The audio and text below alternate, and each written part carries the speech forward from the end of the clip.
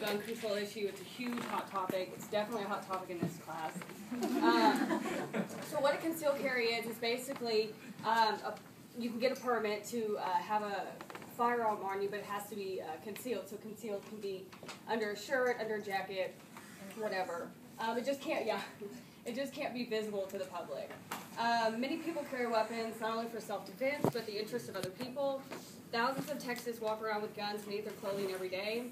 And so if we were to allow conceal on campus, they could carry their guns on campus as well. So we have a couple reasons why we feel that it's beneficial to have concealed carry on campus. And then Megan's going to talk briefly about the actual process of getting your concealed handgun license. And then I believe we're going to talk about how social contract theory ties in. So, Megan? Okay. To get your CHL, it costs $215. Most of that is an application to the state. It does take 1 to 6 months, depending on who you are, to get your CHL. Plus, it's a 10-hour class. 8 hours of actual classroom, 2 hours on the range. And you have to pass a written test. So not anyone can just walk in and say, I want my CHL. Also, you have to pass, they do an extensive background check on you to make sure you don't have any psychiatric disorders. Also, if you are a default on child support, you can't get it. Delinquent on in your taxes, you can't get it. If you have a Class A or B misdemeanor or felony, you cannot get it. You can't have any pending charges against you for Class A, B, or C dealing with disorderly conduct. If you have a noise violation, you can't get your CHL for 5 years until it's off your record. And you can also have any warrants out for your arrest, domestic violence issues against you, and if you have any restraining orders from a girlfriend or boyfriend, you can't get your CHL. By the strict application process, a CHL holder can be statistically counted on to not misuse a weapon, and they are generally law-abiding citizens. Studies by independent researchers and state agencies suggest that concealed handgun license holders are 5 times less likely than non-licensed holders to commit violent crimes. And CHL holders are 7.6 times less likely than non-licensed holders to be arrested for violent crimes. Another pro for carrying a concealed handgun on campus is that it's a crime deterrent. Like an aspiring assassin aware of armed students on a campus, they will be less likely to pick that campus as a target. If there was a shooter on campus, many people can be killed in a matter of minutes, and a CHL holder nearby or on campus could possibly stop that from happening. And 74% of police chiefs believe that citizens carrying concealed firearms reduce the rates of violent crimes. Anyway, I was about to say what she was going to say. But going back to the Virginia Tech shooting, 19 of the 31 people killed in the Virginia Tech shooting were old enough to carry a concealed handgun license. So had one of them been carrying a concealed handgun license or their gun on them, they could have stopped that shooter and then 31 people wouldn't have died.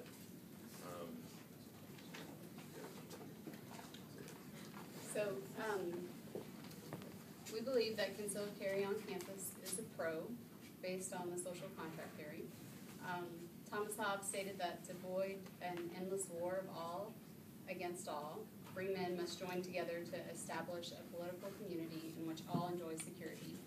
We maintain that a concealed carry on campus can strengthen this agreement and help to turn the concept of peace into a reality.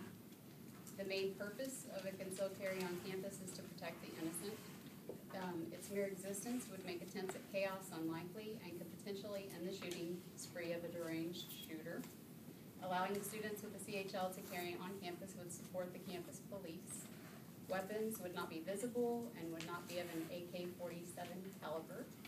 Criminals are not interested in a CHL. Potential guardians of classrooms are. Protecting yourselves and others is morally good. A concealed carry on campus would make it ethically correct also because it would then be legal.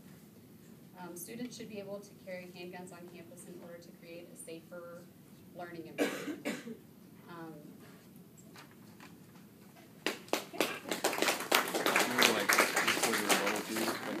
Yeah, you can like stop it. Okay, all right.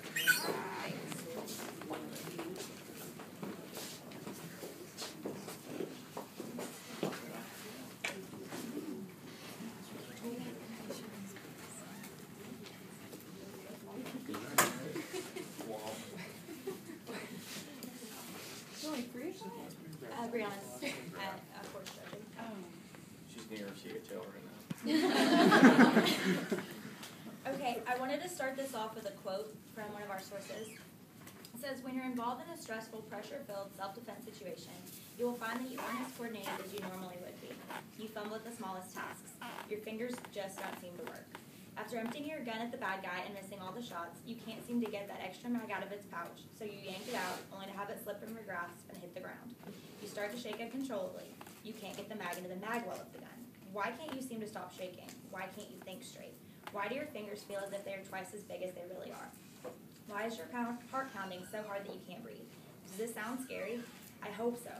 Fear triggers the fight or flight response in all of us. There's a terrific adrenaline dump taking place, and your metabolic rates increase rapidly. Your blood drains from your extremities and is rerouted to all your major muscle groups. So in the midst of the concealed carry debate, one very important factor is commonly overlooked. Someone that went through a CHL licensing class may be able to shoot accurately when they're at the shooting range, but what about when they're in a real-life situation, when they have a person or even people shooting back? It's hard to disagree on the main reason for having a concealed weapon, but being able to defend yourself in a dangerous situation is, or the biggest factor is being able to hit or disable the source of the danger. So this is where the problem lies. People are taking classes permitting them to carry a weapon, but this training is in a low-stress environment where shooters are able to focus completely on their target. The man I quoted earlier was Jim Stouffer, a CHL licensing instructor and Vietnam War veteran. He explains it best when he verbalizes the common thought process during a shootout, allowing a person to visualize what they could be thinking during a situation where they're not only firing on someone, but they're also being fired upon. Based on the current state of the CHL training program, our group disagrees with the concealed carry on campus. Our reason is that the current training programs are not in-depth or well-rounded enough to produce license holders that would be able to successfully accomplish the tasks required in these kind of situations.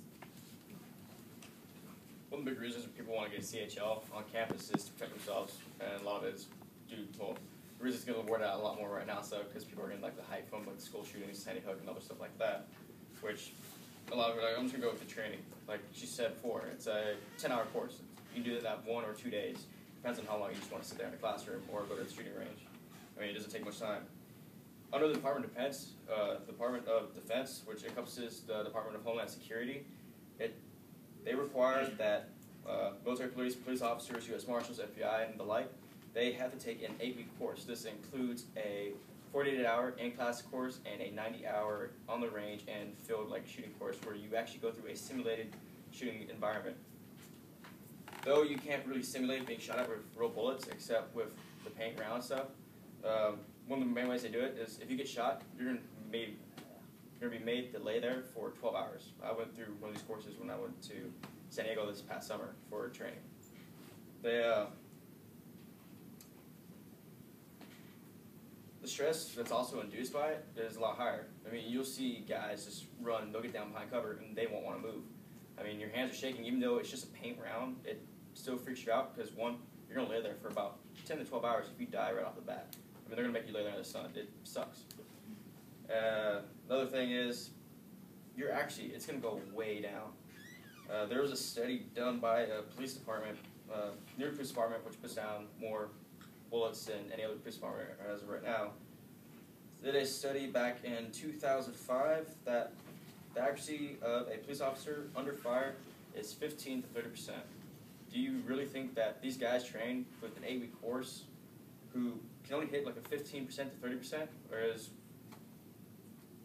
are these guys with CHLs with only a 10-hour course going to be able to actually defend themselves or other people? Another factor is people with when you go through the courses, you'll see guys, they will shoot their comrades, they'll shoot civilians, and that's just out of accident, and they're just so in a hurry to get through the course. Like, they're thinking about the bad guy. It's investigations funded by the Police Research Program of the Netherlands studied police officer shooting behavior under pressure.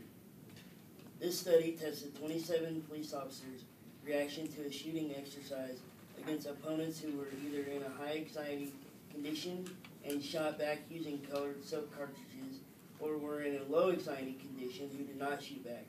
During a series of 4 sessions, the experimental group practiced with anxiety, and the control group practiced without anxiety. During the test, it was observed that the shooting accuracy showed a significant decrease under anxiety to under 80% accuracy. If concealed carry weapons were allowed on campus, any incident to use them would be under anxiety and without practice under anxiety. If trained police officers had considerably lower accuracy ratings under stress, then the individual carrying a gun on campus could be expected to be at least as effective, if not more so. Also, to be considered is the concentration of people on campus. It is one thing to use a gun at home when a burglar is robbing you, but quite another thing is when there is an incident on campus with scared people running around everywhere. Even police officers won't shoot in a congested area. They lure the suspect away from the crowd. It would be dangerous even if concealed carry weapons were used on campus because individuals would be shooting guns in a stressful situation on a crowded campus with impaired shooting accuracy. We believe allowing concealed carry weapons on campus would cause more problems than it would solve. And by problems, we mean deaths. Also, just to make one other point, our motto is like, Aggies don't lie, cheat, or steal, we're tolerate those that do. How many people here actually believe that nobody steals here on campus? And that goes with Machiavellianism. We were talking about how that's a situation where the ends would justify the means, and someone who is going to be able to justify breaking into an apartment or a dorm to steal a gun, like, they're not going to question their judgment on that. They're going to be like, well, I need a gun, so I'll just break in and steal it because I need it. So it's just a concern of not everyone operating under the same pretense, even though we're expected to. And then utilitarianism, just doing the greatest good for the greatest amount of people. Do we want to risk losing a lot of people because we didn't take, and I realize that there is a huge necessity to have people respond as soon as possible, but at the same time, do we want to let someone who's not going to be able to do what needs to be done